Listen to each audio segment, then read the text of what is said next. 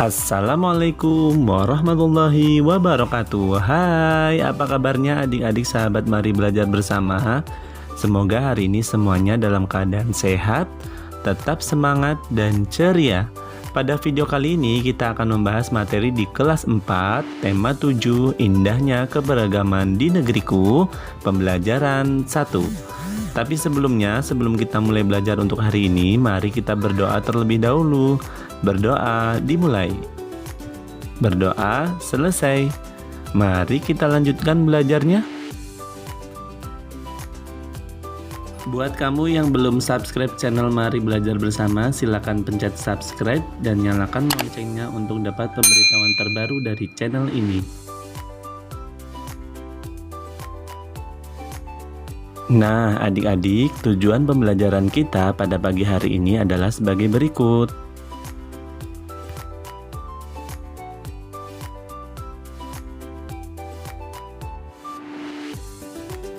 Bangsa Indonesia terdiri atas banyak suku bangsa.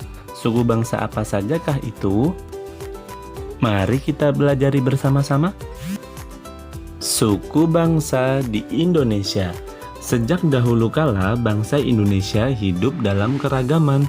Kalimat Bhinneka Tunggal Ika pada lambang negara Garuda Pancasila bukan cuma slogan. Penduduk Indonesia terdiri atas beragam suku bangsa, agama, bahasa, adat, dan budaya. Tetapi semua dapat hidup rukun berdampingan. Berdasarkan hasil sensus Badan Pusat Statistik atau BPS tahun 2010, bangsa Indonesia terdiri atas 1.331 suku. Berdasarkan sensus itu pula, suku bangsa terbesar adalah suku Jawa yang meliputi 40,2% dari penduduk Indonesia. Suku Jawa ini merupakan gabungan dari suku-suku bangsa di Pulau Jawa, yaitu Jawa, Osing, Tengger, Samin, Bawean, Naga, dan suku-suku lainnya. Suku yang paling sedikit jumlahnya adalah suku Nias dengan jumlah 1.041.925 jiwa atau hanya 0,44% dari jumlah penduduk Indonesia. Namun, suku-suku Papua yang terdiri dari 466 suku, jumlahnya hanya 2.693.630 jiwa atau 1,14% dari jumlah penduduk Indonesia. Sedangkan etnis Tionghoa jumlahnya 2.832.510 jiwa atau 1,2% penduduk Indonesia. Wah, beragam sekali ya suku bangsa di Indonesia. Kalian wajib bangga sebagai penduduk Indonesia. Nah, adik-adik, coba kalian perhatikan gambar suku-suku yang ada di Indonesia berikut. Sebagai contoh, di gambar pertama ada suku Dani dari Papua. Yang kedua adalah gambar suku Tengger dari Jawa Timur. Dan yang ketiga adalah suku Nias dari Pulau Nias. Semuanya memiliki ciri khas, adat istiadat, agama, dan budaya yang berbeda, tetapi tetap satu jua, yaitu bangsa Indonesia. Bentuklah kelompok 4-5 temanmu. Bacalah dalam hati teks suku bangsa di Indonesia. Adakah kata sulit kalian temukan pada bacaan tersebut? Jika ada, tuliskan lalu carilah artinya. Tuliskan dalam bentuk tabel seperti berikut.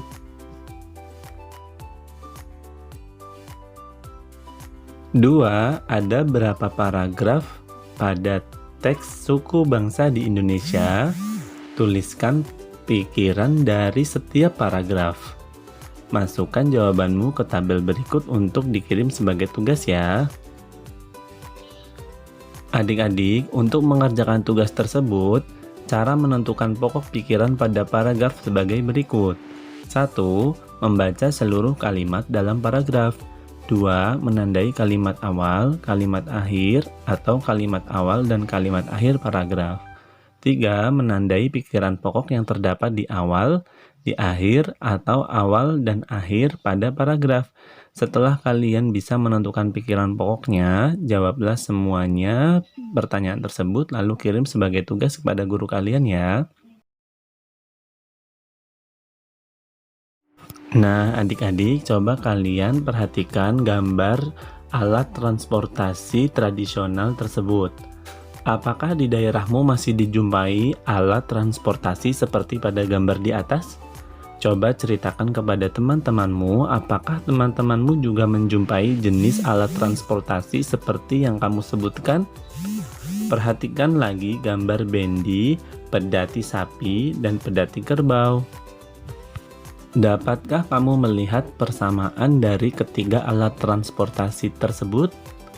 Ada banyak persamaan, salah satunya adalah ketiga alat transportasi tersebut menggunakan binatang yang sama-sama menarik beban berupa bendi atau pedati. Nah, alat transportasi ini adalah alat transportasi tradisional.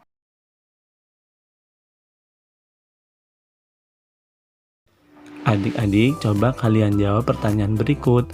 Apa yang terjadi saat kuda menarik bendi? Apa yang terjadi saat kerbau atau kuda menarik pedati? Betul.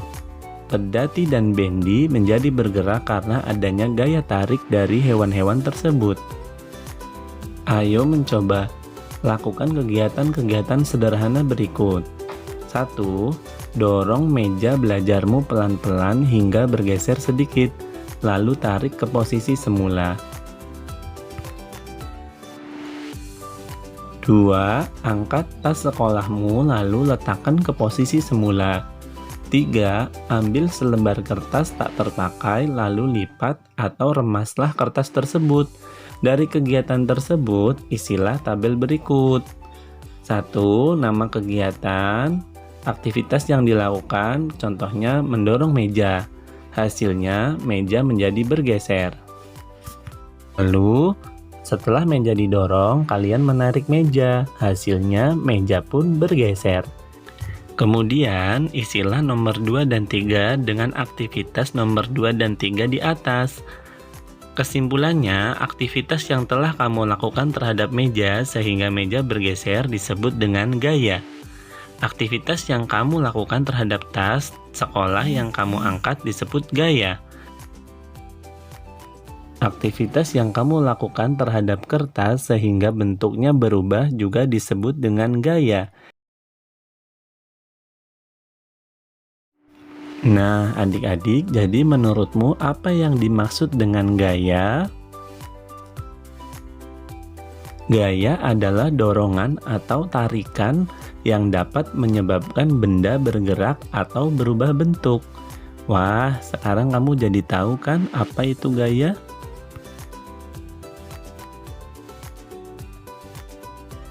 Kamu telah mengetahui pengertian gaya.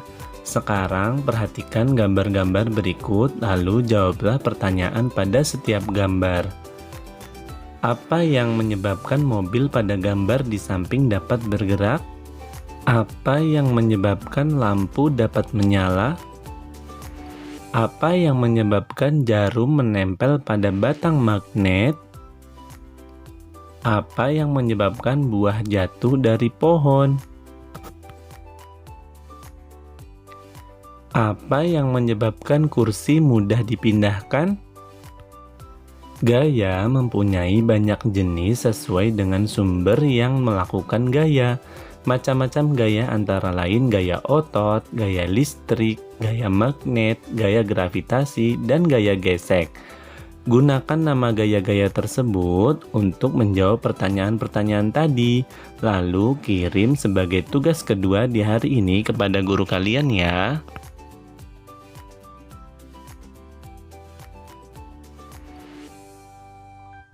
Coba kalian perhatikan gambar-gambar berikut. Pada gambar pertama terdapat sekelompok anak yang sedang bermain tarik tambang. Mereka menggunakan gaya otot untuk melakukan permainan tersebut. Selanjutnya ada seorang ibu yang menggendong anaknya.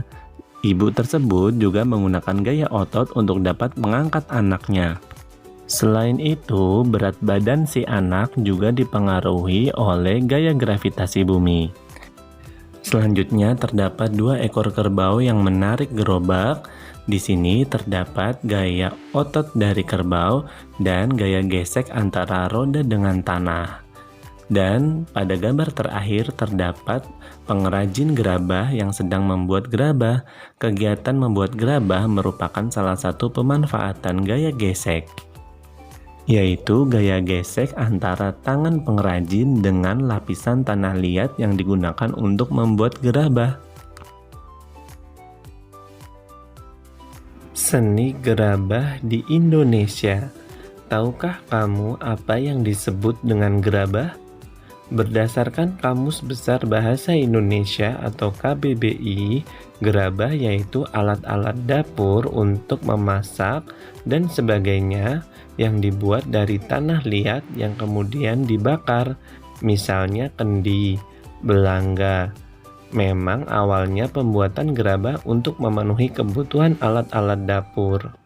Namun, dalam perkembangannya, seni kerajinan gerabah meluas dan menghasilkan beraneka macam benda.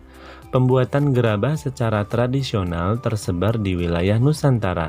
Di Jawa, tempat yang terkenal dengan pembuatan gerabah adalah Kasongan, Yogyakarta.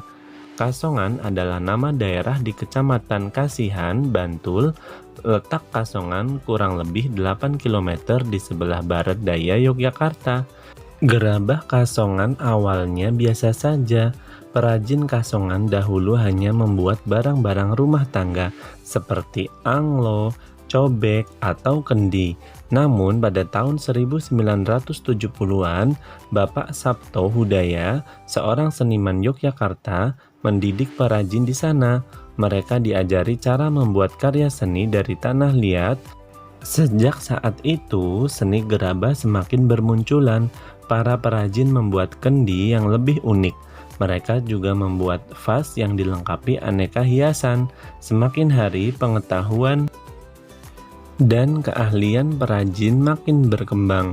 Hasilnya, seperti yang kita lihat hari ini, gerabah Kasongan menjadi terkenal dan banyak dicari. Di Kabupaten Lombok Barat, Nusa Tenggara Barat, ada sebuah daerah yang terkenal dengan seni pembuatan gerabah, yaitu Banyumulek. Ada satu karya unik dari seni kerajinan gerabah dari Banyumulek ini, yaitu kendi maling. Umumnya, kendi wadah air mempunyai lubang di bagian atas untuk mengisi air. Namun, kendi dari Banyumulek ini mempunyai lubang untuk mengisi air pada bagian bawah kendi. Konon, pada zaman dahulu, kendi ini dibuat untuk raja sebagai pengaman supaya maling yang berniat meracuni raja kebingungan mencari lubang di bagian atas kendi. Wah, unik sekali ya kendi ini.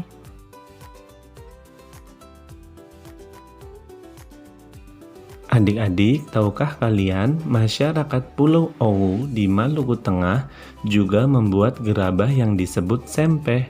Mereka kebanyakan membuat sempeh untuk keperluan rumah tangga. Ada sempeh yang digunakan sebagai kompor, tempat memasak makanan, dan membuat obat-obatan tradisional. Ada pula sempeh yang digunakan sebagai wadah suguhan dan berfungsi seperti piring. Di Papua, saat ini tradisi pembuatan gerabah ditemukan di pesisir utara Papua, tepatnya di Kampung Abar. Kampung Abar adalah salah satu kampung di Danau Sentani, Kabupaten Jayapura.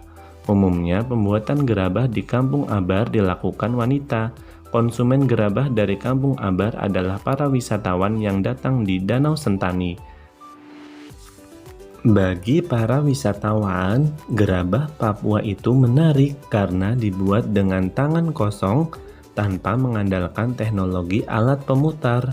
Bentuknya yang tidak halus dengan motif-motif khas Sentani juga merupakan daya tarik gerabah Papua. Nah, adik-adik, sebagai tugas terakhir di hari ini, tulislah minimal 3 informasi baru yang kalian dapatkan dari bacaan seni gerabah Indonesia. Lalu kirim jawaban kalian sebagai tugas terakhir di hari ini kepada guru kalian ya. Terima kasih sudah menonton video ini. Buat kamu yang belum subscribe, klik subscribe dan aktifkan loncengnya untuk mendapat pemberitahuan terbaru dari channel ini. Jangan lupa like, share, dan komen video ini ya. Wassalamualaikum warahmatullahi wabarakatuh.